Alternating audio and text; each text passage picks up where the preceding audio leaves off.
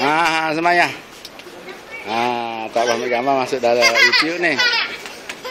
Ni di KLIA 1 persiapan nak pergi ke Hanoi. Selok pukul 7.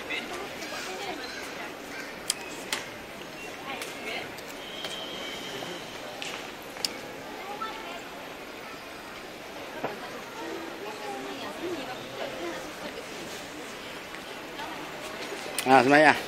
Ini gambar dekat sikit. Semayang itu lama. Ni. Hai. Assalamualaikum.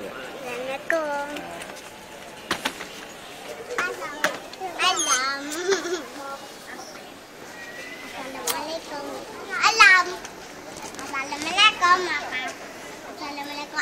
Assalamualaikum.